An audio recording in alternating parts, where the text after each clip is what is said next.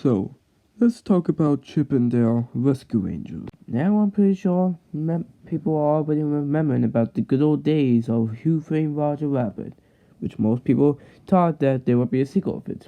And it is true that some people can be working on it, like there are some bit of scenes in there, but I'm not too sure if there will be a Who Framed Roger Rabbit 2 anytime soon.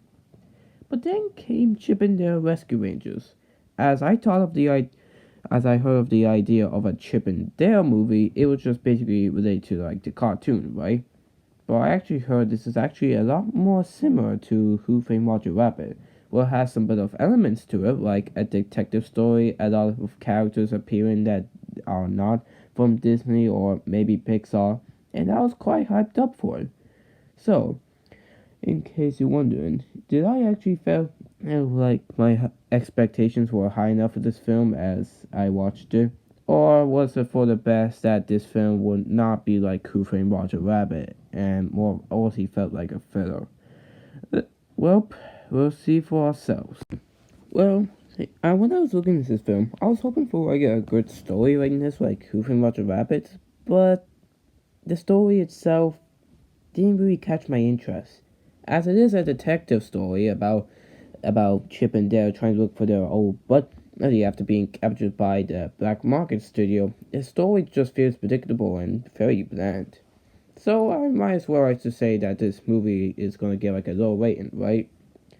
Well, not exactly, I guess. I mean, yes, I know that this is bland enough, but I guess there are some stuff that did kind of make this movie aware that it can have some good stuff about it.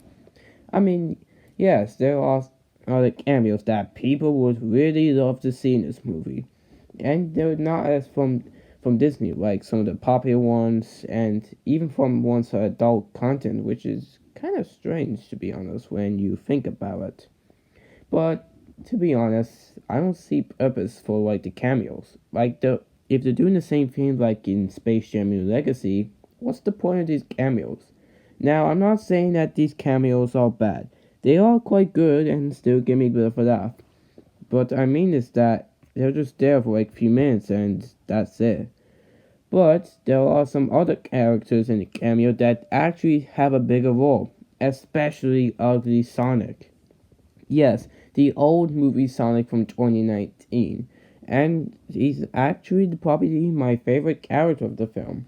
Not just because of his appearance, but his entire character as well, which makes him probably one of the best ones of all the cameos. And there's the movie's comedy or humor, which is an entirely mixed bag. I mean, there are some stuff that did actually give a chuckle or even a laugh out of me, but there were other stuff that did fall flat, like some of the gas humor. Even though there was only like two of them, but those gas humors didn't quite catch my interest. But I know this will not is a quite an engaging story, but there is another stuff that makes this story quite catch my interest, and not just because of the cameos and maybe the humor, but an entire film where the black market tries to steal popular characters and turn them into bootlegs. And to be honest, I love this idea.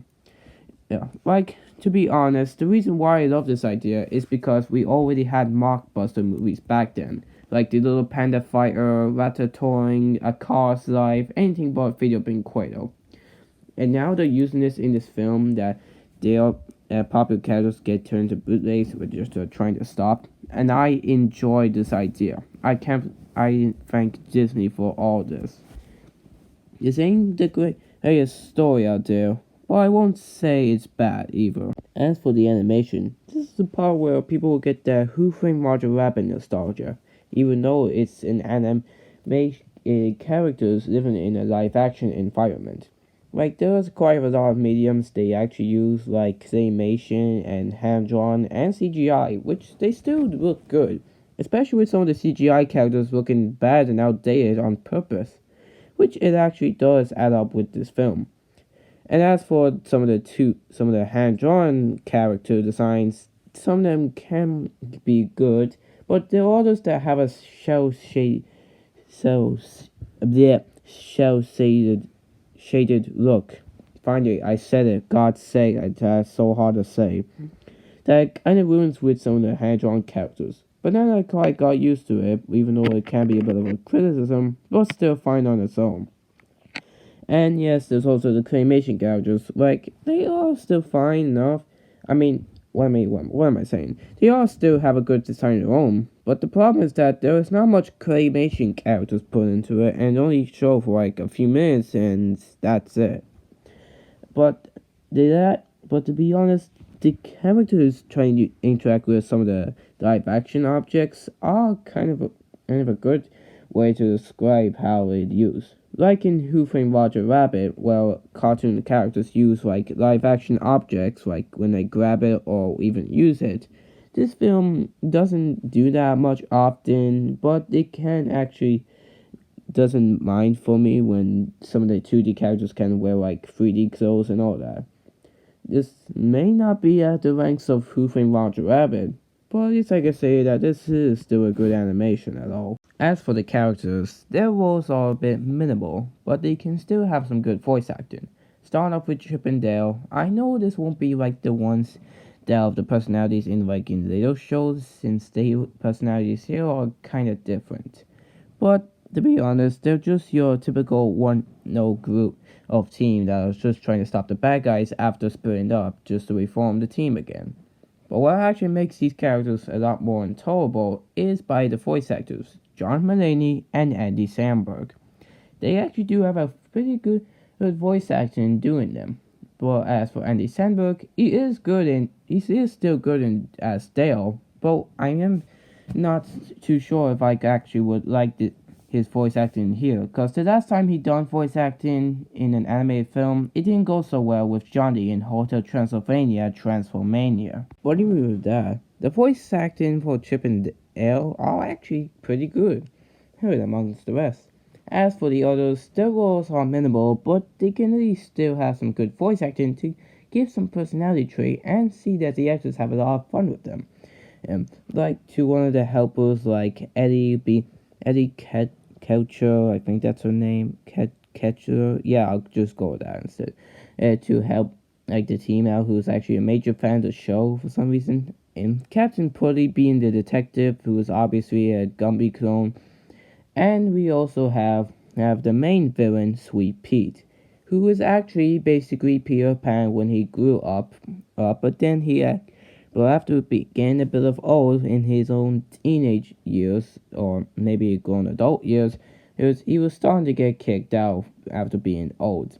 And instead, he's the leader of the black market who is trying to take popular cartoon characters and turn them into bootlegs.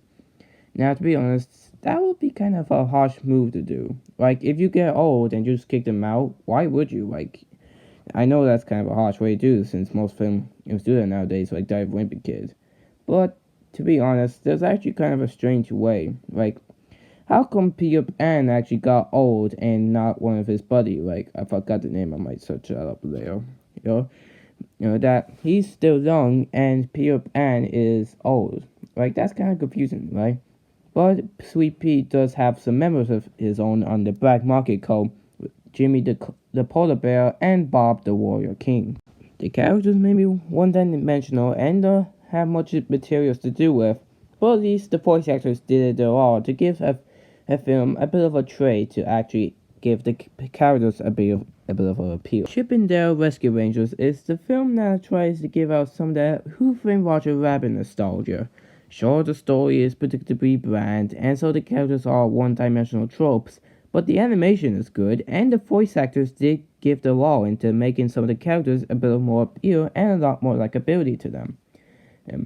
As for my recommendation, it depends on how you feel for this movie. Like, if you have a good thing of a big fan for Chip and Dale or the series, or you want to be in this film just to see all the cameos and have a good time to get into that Who Framed Roger Rabbit nostalgia. Holy God, I've said Who Framed Roger Rabbit so many times in this video. Who do you guys think how many times I actually said that for once? But if depends on how you feel for this movie, then you might enjoy it. If not, then I might save it for later. But I know this won't be at the top rank of Who Framed Roger Rabbit, but at least it's good enough to get the seal of good.